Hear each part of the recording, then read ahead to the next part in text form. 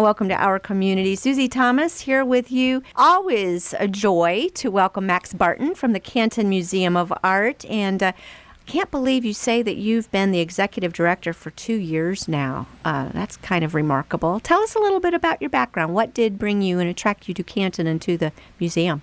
It's been, yes, I said, it's been almost 2 years, and it's flown by quite fast.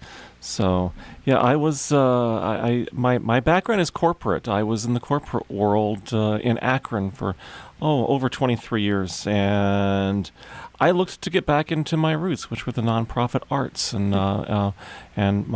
my degree is a master's in arts administration with a concentration in finance. And so when I was looking to come back into what I really loved, I found the Canton Museum of Art, and it's a wonderful little gem that our city has, that our entire region has, and we're just having a great time now. It's we're doing a lot of really special exhibitions. I know the one that turned me on, that really brought me down and helped me with making a decision to come down to Canton, was the St. John's Bible, which was a wonderful exhibition through Malone University. And it was, let me say, I still have people asking if that's coming back out, if it's coming back around, when can we do that again?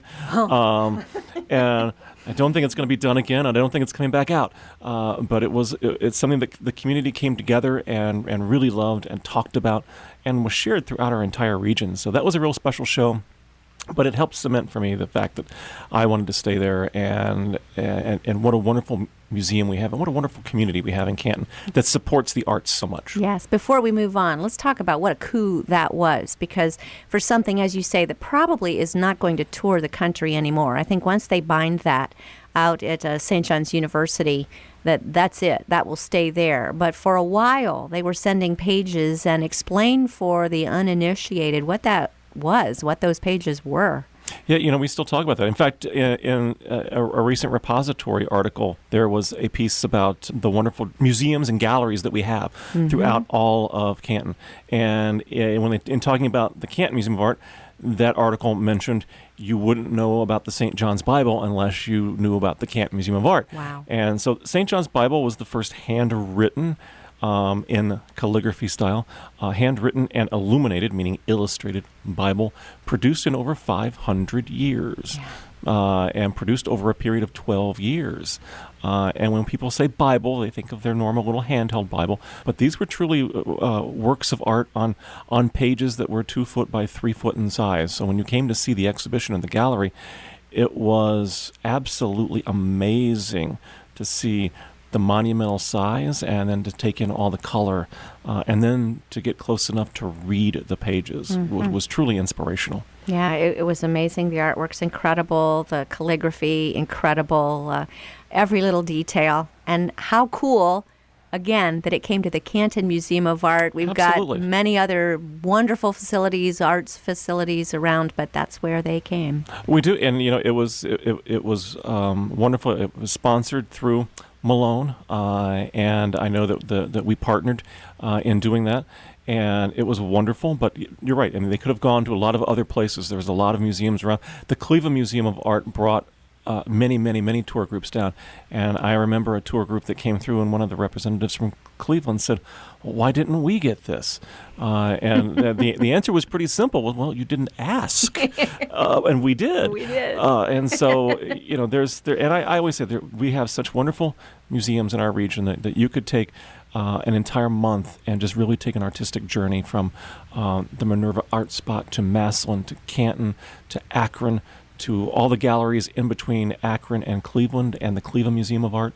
And it's amazing what we have. We're really rich and lucky here. Incredible. In Northeast Ohio. Yeah, one of the things when I mentioned out there at St. John's University that I want to bring this to Canton, one of the things that they said to me, they kind of laughed and said, oh, no, you have to be an accredited, we can't just take it anywhere. You've got to be an accredited art museum. And we were able to say, no problem there. But what does that mean, Max? What is it that sets that apart? So the American Alliance of Museums is our governing body for museums throughout the country.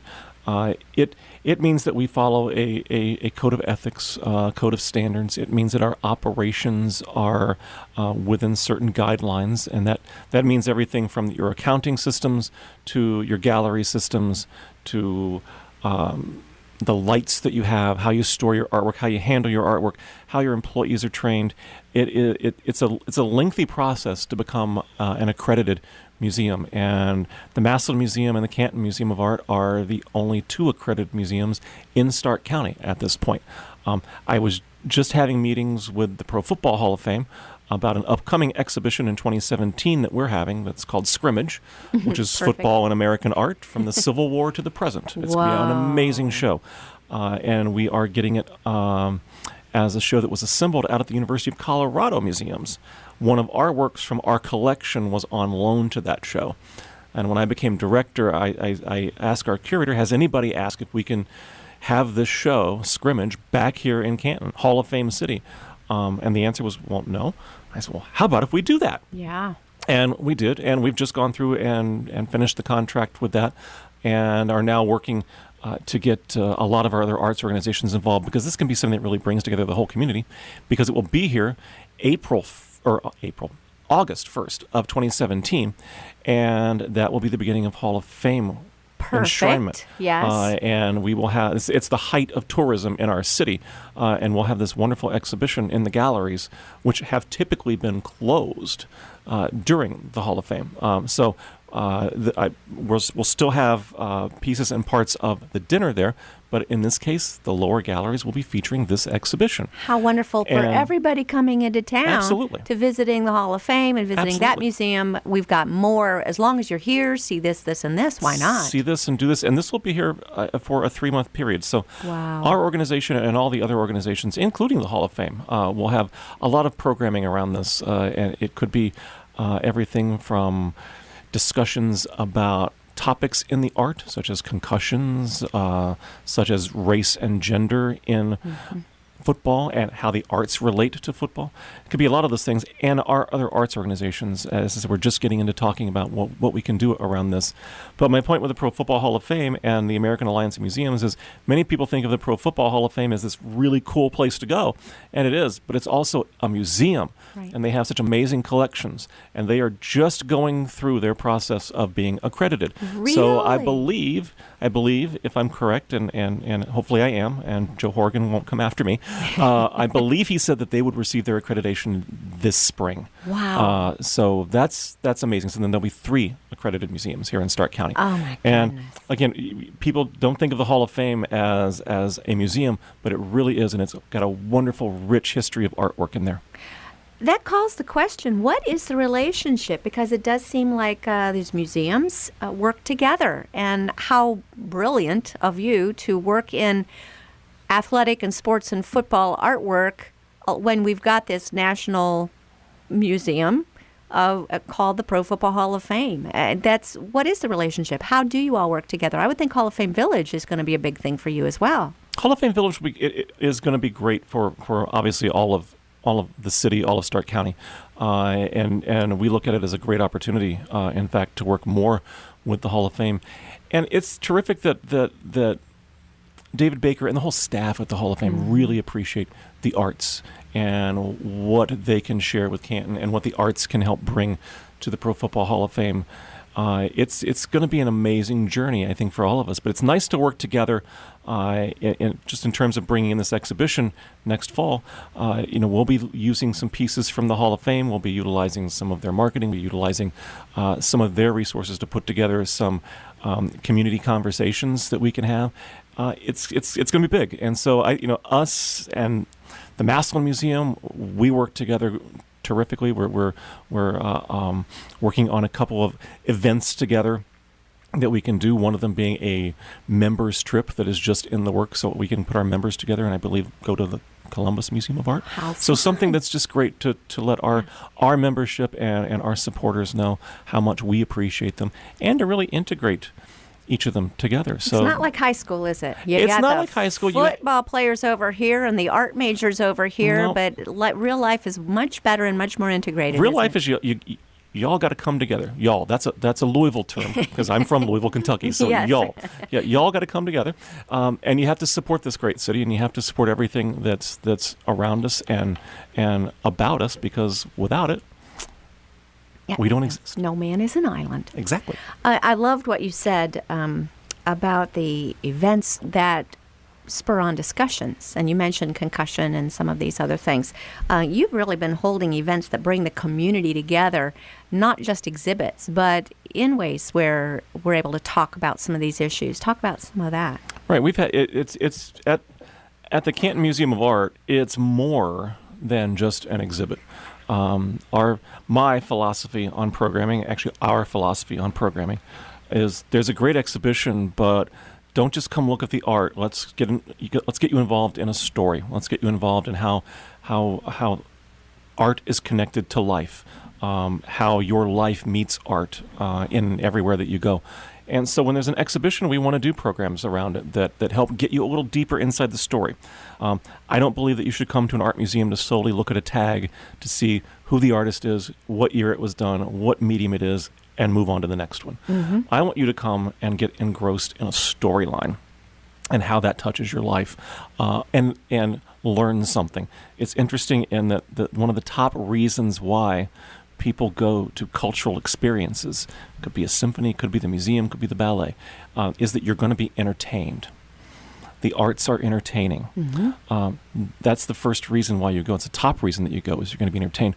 The reason why you go back to a cultural experience is because while you were being entertained, you were educated. Yes. And you don't sometimes realize that until after the fact. So you get the double bill. You were entertained and educated, and you thought that was fun, mm-hmm. so you're going to go back. Fun is another word that sometimes is not used in the museum world. Well, mm-hmm. guess what? Museums can be fun. Yes. And events around an exhibition can be a lot of fun. We've hosted everything from the serious discussion of the meanings behind the St. John's Bible, when we had a series of lectures, mm-hmm. to presentations around local farms, when we did the drawings of Ferdinand Broder in our galleries, to everything from even our uncorked mm-hmm. Wine and canvas painting events mm-hmm. that we have that are very successful.